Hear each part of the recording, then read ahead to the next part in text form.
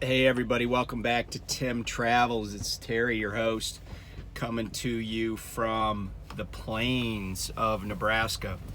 And specifically, I'm in Grand Island, Nebraska at the big Bosselman truck stop here, the Pilot, right off of Interstate 80.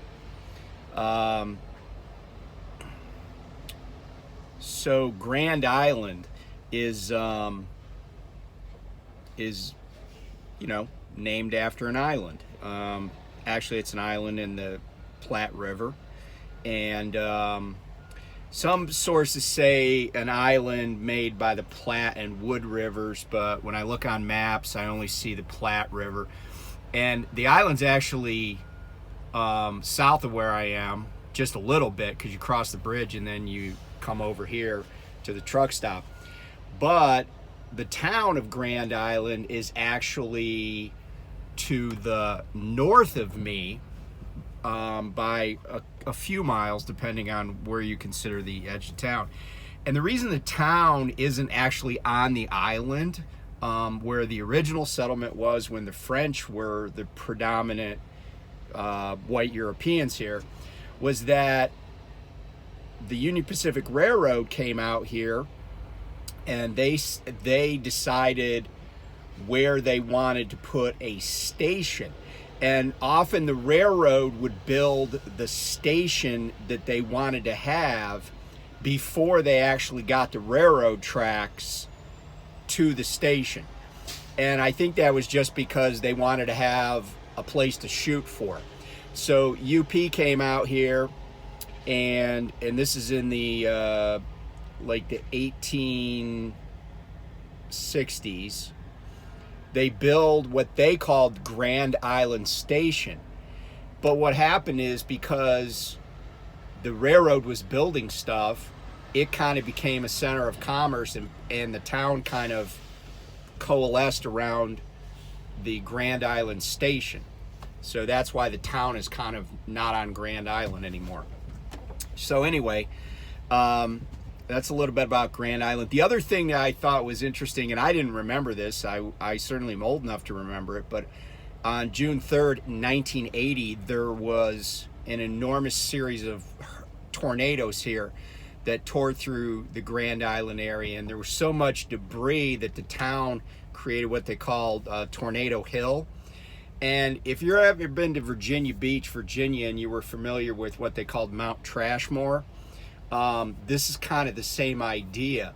There was a hole 6 to 8 feet deep that was dug, and all this debris that couldn't be salvaged was just piled in it and kept piling up. And now this hill's like 200 feet wide at the base, and it's like 40 feet high. And because this is a really flat area, it's a great area. The 40-foot high hill is a great place for people to sled when it snows. So that's a little bit about where I am. So I'm here at this is a really big truck stop. I think it could be an airport if they just cut down some trees or whatever. But all the people here, most of the people here, certainly all of the truck drivers, are just out driving their trucks. They're bringing stuff that people need. In my case, I'm just bringing a load to Salt Lake City. But there's refrigerated trucks here, there's drive-ins, there's flatbeds, there's FedEx trucks, there's the giant, like, heavy haul trucks that always stop here. I see them here every time I'm here, whether they're pulling those blades for the wind turbines or they're, in one case, the guy I saw pulling a while ago, he has a giant Caterpillar payloader on his heavy haul rig. It looks like something that would be going to like a mining operation. It's huge. It's too big to use on just a regular construction site. But the point is, all of these truck drivers here are just doing their jobs, helping the American economy. Unlike the chuckleheads that are involved with the trucker protest that I guess is just doing laps around DC. But I saw the trucker protest in person on Tuesday, And they probably didn't notice that I actually rolled my window down and flipped them off. I only did it with my left hand because I got to keep one hand on the steering wheel. But this trucker protest was pathetic. It was, now don't get me wrong, they were holding up traffic, but they were actually on I-70 eastbound. Most of the vehicles that they were holding up from getting down the road with alacrity were truckers. Because what happened is, there was a giant line of passenger cars that just got in the left lane like it was a NASCAR race. And truckers were stuck behind these morons. But the actual protest, it was, I kid you not, it was maybe 8 bobtails with a bunch of American flags, you know, flying off them. About 8 bobtails, a bunch of cars and pickup trucks, many with flags and, you know, all that nonsense. And so there was like 8 bobtails. The rest were 4-wheelers, and then there were some RVs that were just 4-wheelers. And one of them that I noticed had on the side, in that blue tape that you use to mask off places when you're painting in your house, they had used that blue tape and made a giant sign across the side of this RV that said freedom. And I'm like, freedom from what? I don't know. Again, I'm not wearing a mask today. Nobody made me get a vaccine. I don't know what they're protesting.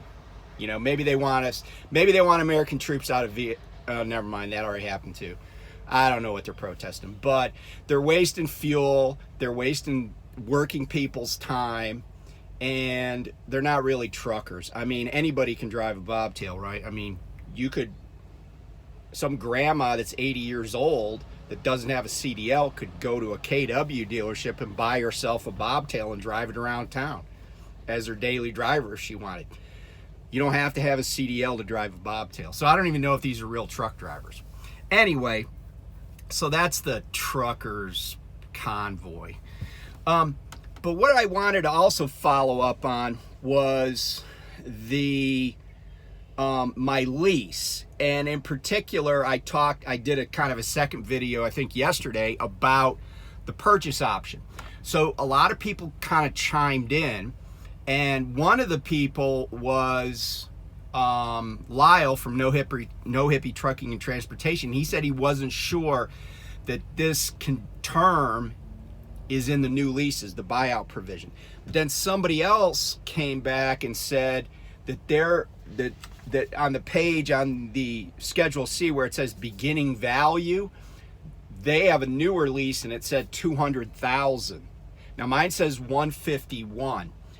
And so what I did is I calculated, just kind of give everybody an idea about the numbers. I calculated that when I get to 47 weeks, and I'm in week 44 weeks into my lease of the 100 weeks. But I calculate when I get to 47, I would be eligible. That would hit the buyout period. And they're saying that the payoff amount at that point, which is month 25 of the entire lease, not my entire lease, the entire 3 years of the truck lease, that buyout would be $103,800, which represents 68.74% of the beginning value. Now, over that 47 weeks, if I include the truck lease payment and the APU lease payment, which is $70 a week, that comes out to an aggregate payment over that time of $52,828. So if I add $52,828 to the $103,800 that they're saying is the payoff amount, that gives me a total that I would be into this if I bought the truck at that point of $156,628. That is without regard to any interest that I would have to pay, because remember, I got to provide my own financing. So if I don't have a $1.03 laying around, you know, in the couch cushions. I gotta come up with that money some other way.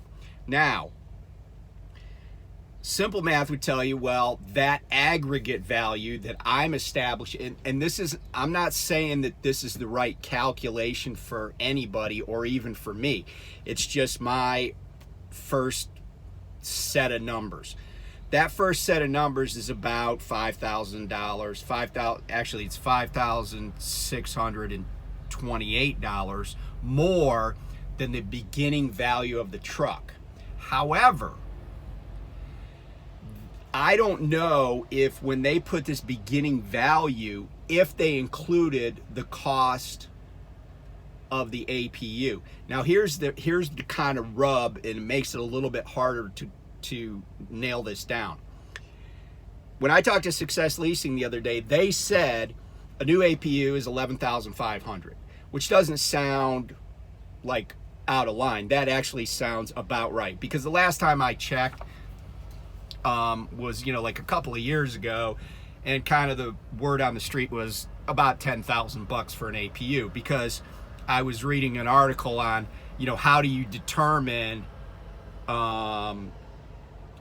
your break even for an APU, you know, and that's a whole nother discussion. But this APU, so this is a 2020, but the APU is a 2017. In other words, it already had a number of hours, and I don't know exactly how many, on it before they put it on this truck. And of course, you know, it's kind of funny. I was waiting to get a shower last night at Springfield, and I ran into one of my classmates from the instructor course, and he watches my videos, not, you know, not religiously probably, but he certainly knows that I've had issues with my APU.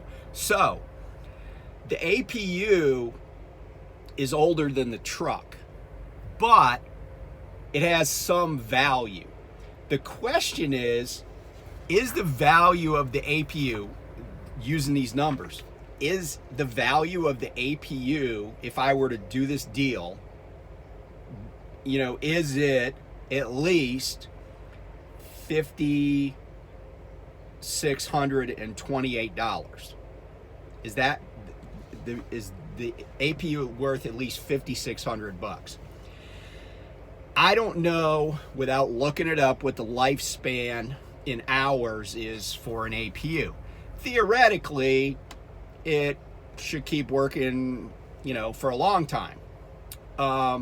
However, these APUs seem to go through alternators like they're candy.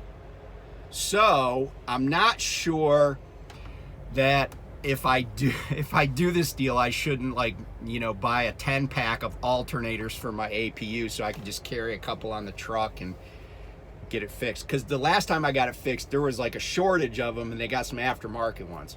Now there seems to be, like, all the shops have enough supply, and hopefully when I get out to Salt Lake, I'll get that fixed. But anyway, that's kind of an update. I hope it answers some of the questions that people have asked. I've tried to respond and, you know, just have a discussion about this, see what makes sense for people, and, you know, kind of understand what Success is doing. And, you know, I was talking with my boss, who's my wife, the Secretary of the Treasury, you know, about buying and leasing and you know, buying this truck. And, you know, I was saying, I think when surplus comes back up on new trucks, they'll go back to selling them. But right now, you know, it's almost like I sensed when I was talking to Success, when I was asking about what I'm talking about now, they were like, crap, this guy's going to buy this truck and he's going to leave. He's going to go to, you know, wherever, Landstar, whatever. And that's a concern, right? Because Prime, and this is probably what's motivating the pause in the purchase program more than anything. Prime contracts with big shippers, and Prime has contractual obligations that it has to fill in order to secure. It's a trade-off, right? Prime says we'll do X for Y provided you give us Z amount of loads. But the quid pro quo is that the shipper is like, okay, we'll do that, but if we say we're going to give you 300 loads a week, you better have 300 trucks, trailers, and drivers that are able to haul that stuff, because we don't want to have product sitting on a loading dock because you guys don't have 300 of your assets to haul this. So I think it's really that more than anything, because when somebody purchases, they can take the truck and leave. They can pay it off. So I mentioned Lyle. Lyle has 2 purchase trucks, right? He could pay both those trucks off and take them elsewhere. And that's what Prime's worried about, is their ability to meet their obligations. Because then, if they can't meet their obligations, they have to broker these loads, and that's going out on the spot market, basically.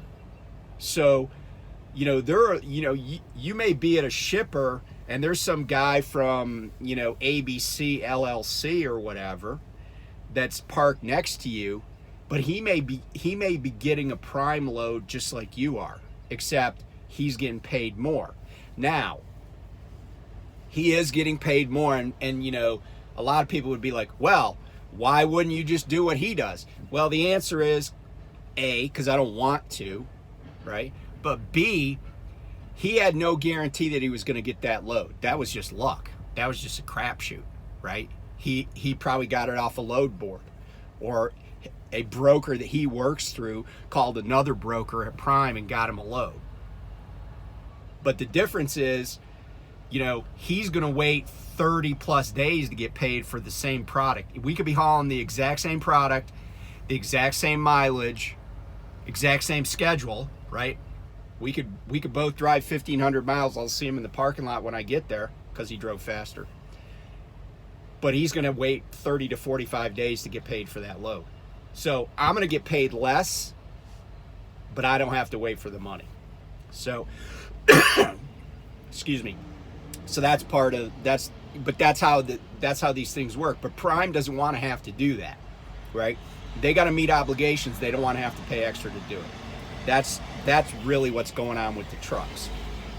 And I am sure they have a model that says we can deal with X% of our fleet being purchase units.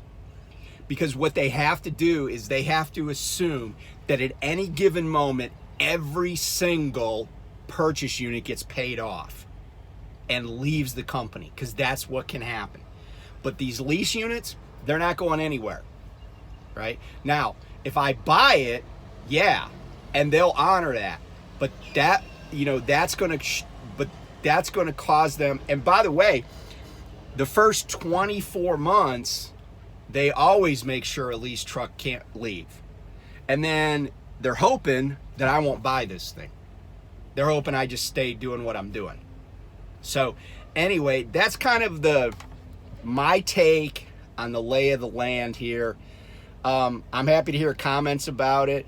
And yeah, so I'm just going to hang out here with the real truckers, people that I know are hauling. Because are you a trucker if you don't actually haul anything? I don't think so. So anyway, I'll check in with you guys. I'm not gonna make it to Salt Lake City tomorrow, but yeah, I'll be somewhere in Wyoming. Hopefully get over to like Green River or something. Anyway, take care. Still crazy weather. I was in snow today. Now it's like 60 degrees and sunny here, but it's a little windy.